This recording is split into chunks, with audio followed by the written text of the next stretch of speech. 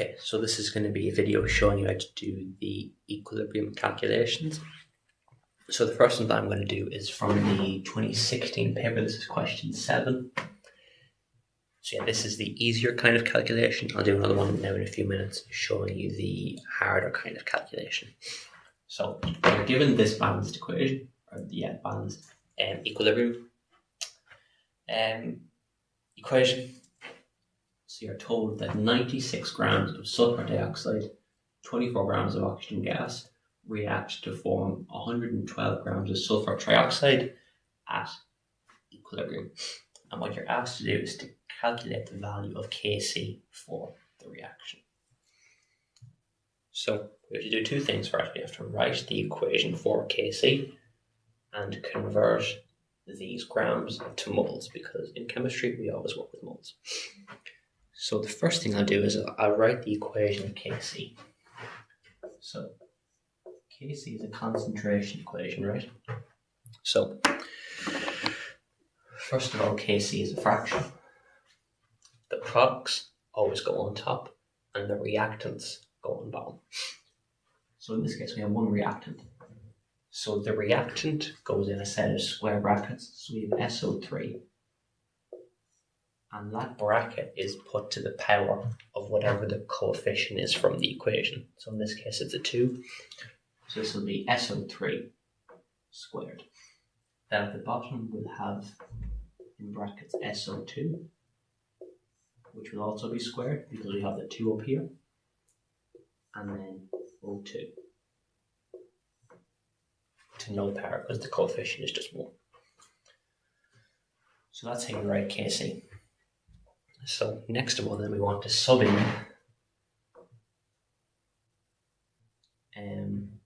our moles, but we don't have grams, or we don't have moles, sorry, we have grams. So we need to go from grams to moles. And to go from grams to moles, we divide by the relative molecular mass. So SO2, the RMM is going to be mass of sulfur, which is 32, plus oxygen, which is 16 by 2. And that's going to be 64 grams per mole. Next, then we have O2, which is oxygen. So that's just going to be 16 by 2, which is 32 grams per mole. And then finally we have SO3, which is going to be 32 plus 16 by 3, which I am not doing in my head.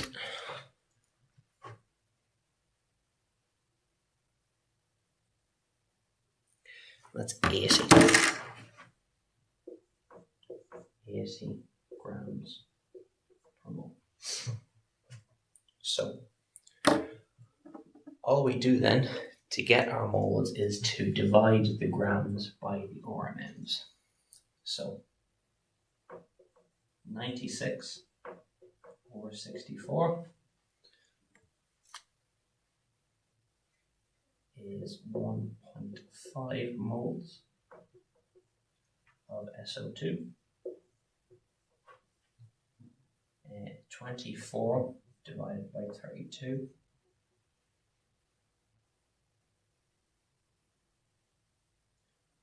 is 0.75 moles, and then 112 divided by 80 is 1.4 moles. So that's the first bit done.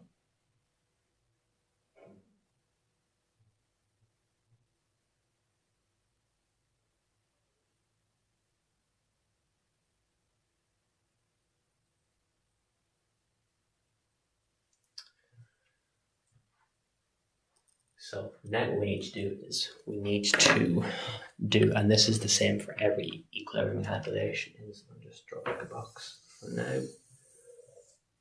We need to draw a table. So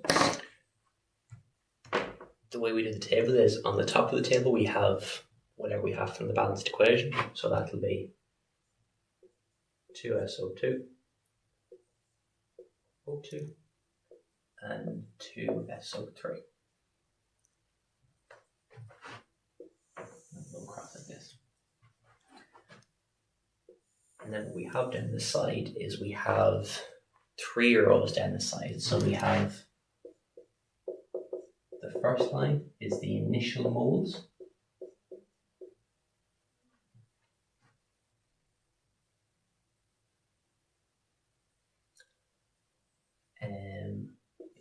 This is going to be the most elegant table, but it'll do. Next thing then is the moles at equilibrium. And the last line is volume. Now you won't always be given a volume, and in this question you're told it's at 50 litres. So if you're not given a volume, you can just ignore this line and just go with the first 2. So here's how we fill in this table. So I'll just make an actual table. And it's not the most elegant, but it will do.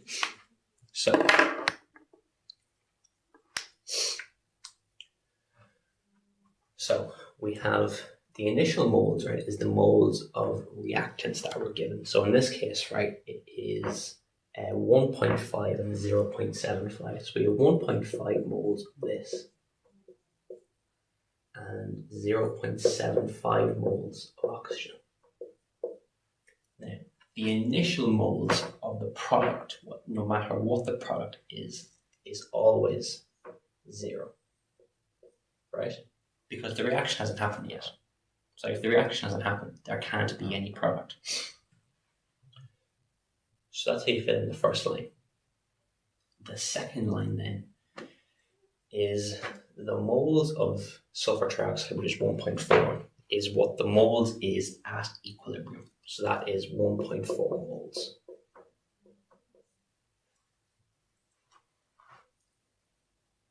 Now, this is the tricky bit, so I'll go through this slowly.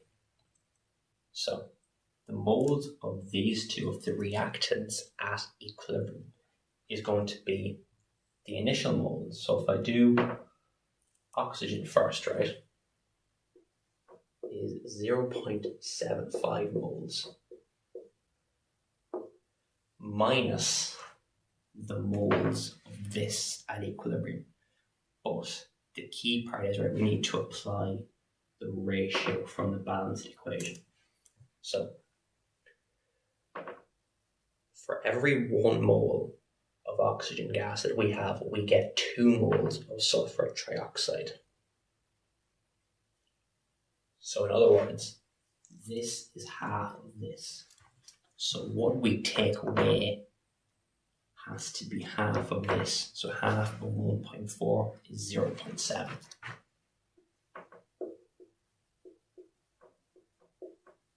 So I'll just go through that again. So take the initial moles and take away the moles of this by applying the ratio from the balanced equation. So in this case, it's a 2:1 ratio. So 1.4 is to 0.7, like 2:1. Hopefully that makes sense. So we have the same for the sulfur dioxide. So that's going to be 1.5 moles minus, in this case, right, the ratio is 2:2, which is 1:1. So this will be 1.5 minus 1.4 moles. Okay, which then gives us 0.1 moles, and this gives us 0.05 moles. And that's as is. So what we do then with the volume is we divide the moles by the volume we're given.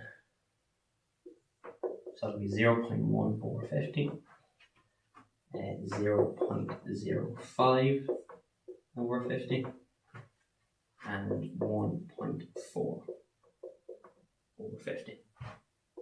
Now you can leave these as fractions if you wish. I'm going to simplify them just for handiness sake.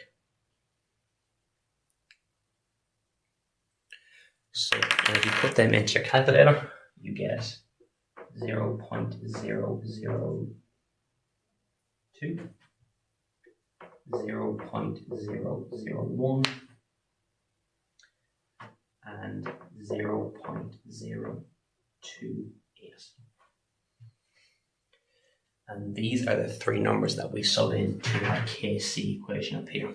If you're not given a volume, then you don't worry about this, you just sub in these numbers here. Okay, so I will rub out this bit here because we don't want this.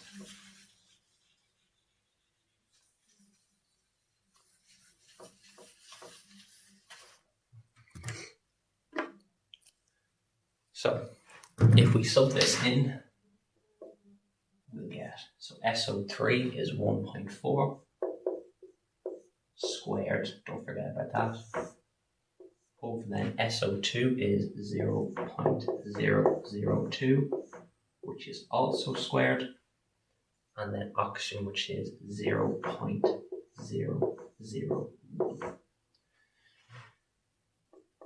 Put that all into your calculator and you get a KC value of 196,000.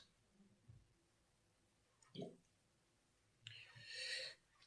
It can be hard to know if you right off the bat because KC values can range from very small to very large. Like 196,000 is very large. You could equally as likely get like a value of 2. So this is definitely something that it's just worth checking over the whole thing, maybe even like a couple of times just to make sure that you're right. So that is the easier kind of calculation where you're literally given these numbers, or you'd work out these numbers and you sub in. The other areas, which I'm going to go through now, is where you're given this final value and you have to work backwards to find these answers here. So I'm going to do that now. Okay, so now I'll move on to the harder kind of calculation, and this one is from last year's paper, 2023, question 9. So we're told that 3 moles of phosphorus trichloride and 1.2 moles of chlorine gas undergo an equilibrium reaction to form PCl5. Now, the difference here is that whereas in the previous question, the easier kind, you're told how many moles of this is at equilibrium is formed. In this case, you're not told that. So we have to figure that out. And we're asked to figure out the concentrations of all 3 of them at equilibrium. So the first step is writing out the Kc expression, which is, I've just done for the sake of kindness, it is PCl5 over PCl3 and Cl2. Products on top, reactants on bottom. And there's no numbers to worry about, so it's straightforward enough. So the next thing that is we'll do at our table. So PCl3, Cl2, PCl5. We'll have the initial moles and the moles at equilibrium. In this case, we're not given a volume, so we don't have to worry about that. So for these two, we know the initial moles because that's what we're given. So this is 3 moles and this is 1.2 moles. Okay, and same as last time, the initial moles of product, no matter what it is always 0. Now, in the previous question, we were told the moles of this at equilibrium. Now we don't know it, so we label that as X. And the other two now, we do the same thing. We have the initial moles minus the moles of this at equilibrium, which in this case, so this would be 1.2 minus x, and this would be 3 minus x. Now, I'm just going to illustrate something, right? Just say, for talk's sake, right, this was 2Cl2. Right, it's not, but just say for talk's sake it was. Because there is now twice as much chlorine as there is in this, again, if we do the ratio thing, if there's twice as much of this, then we take away twice this, so it will be 1.2 minus 2x. That thing right there is the hardest, I suppose, concept in any of these equilibrium calculations. So if you can get your head around that if there is twice as much of a reactant as a product, you have to take away twice as much. If this was 3Cl2, it would be 1.2 minus 3x. Okay? But yeah, that's just illustrating. We don't actually need that for this calculation. The ratios are all the same. So this is 1.2 minus 2x. So now what we do is we sum these values with the x's into this equation, and from there, unfortunately, it's algebra. So that will give us, so PCl5 will on top, which is x, over 3 minus x over 1.2 minus x. And in this case, right, you're told in the question, you're given the value of Kc, you're told it is equal to 2.5. So, as I said, from here, it's algebra. So, what we do is, well, the first was the easy thing to do is to multiply at the bottom first. So,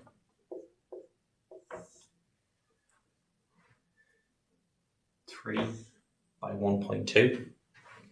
Let me do this on my calculator. I'll do this with you. So 3 by 1.2 is 3.6.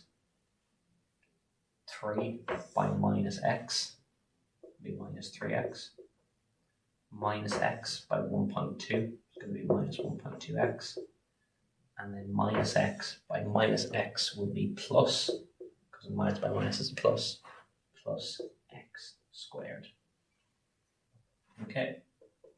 So then we can add the x, we can add the two x's together. So this simplifies down to, it'll be x squared. And minus 3x minus 1.2x is minus 4.2x plus 3.6.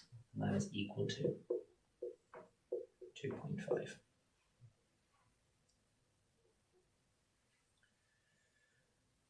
So now what we do is we take this entire bottom row and bring it up over here, and it's then multiplied by 2.5. So what we get is that x is equal to 2.5 multiplied by all of this. So x squared minus 4.2x plus 3.6. So then x is equal to, if we multiply all this out, so 2.5 by x squared is 2.5x squared. And 2.5 by minus 4.2x is minus 10.5x. And then 2.5 by 3.6 is 9.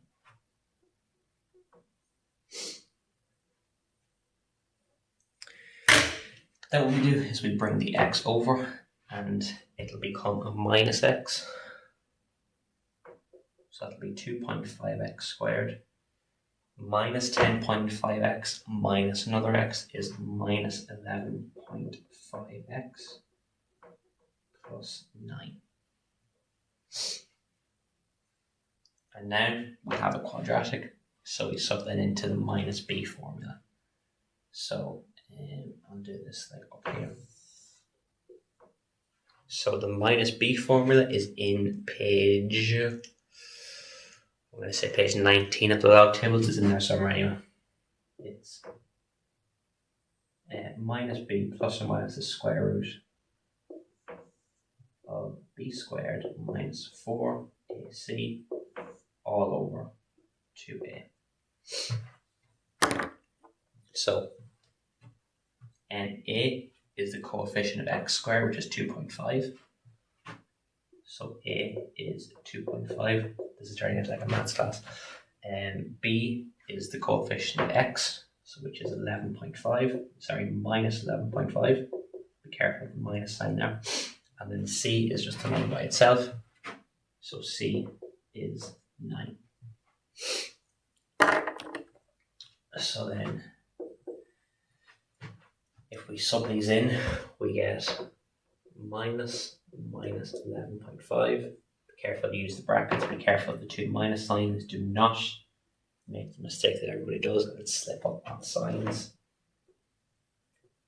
Plus or minus square root. Square root of minus 11.5 squared minus 4 by 2.5 by 9 all over 2 by 2.5. So what you do then is you sub all this into your calculator, once with a plus here and then another time with a minus here. Then you'll get two values of x. So you will get either x is equal to 1 or x is equal to 3.6. So now that we're this far, we now have two values of x. Now we can only accept one of them. So we need to decide which one of these we're going to keep, which one we're going to get rid of.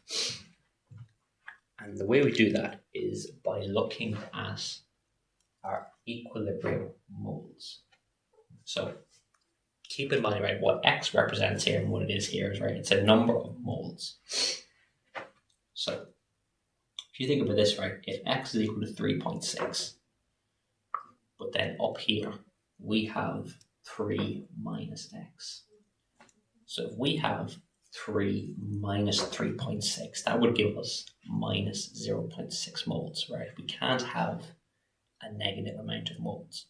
Similarly, if we had 1.2 minus 3.6, that would give us minus 2.4 moles, which we can't have. We can't have a negative amount of stuff.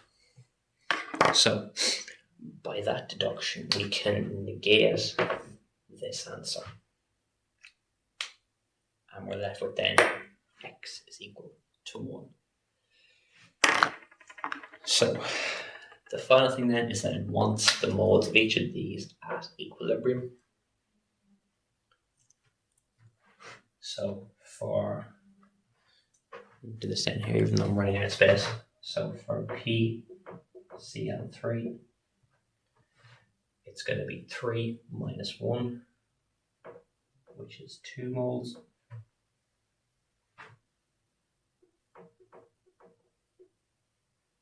Chlorine is going to be 1.2 minus 1, which is 0.2 moles. And finally, PCl5 is just X. So that's going to be 1 mole.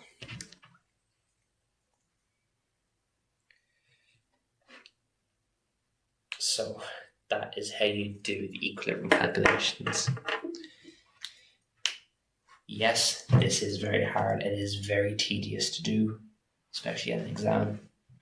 The only, I suppose, kind of silver lining is that all of these calculations are the same. It's the same method, just with different numbers. over and over and over again. So if you do enough practice, you'll be able to do this easily, and it will be a guaranteed 12 to 15 marks depending on the year. So yeah, I hope this video has helped. Of course, if you have any questions, feel free to reach out. Thanks everyone.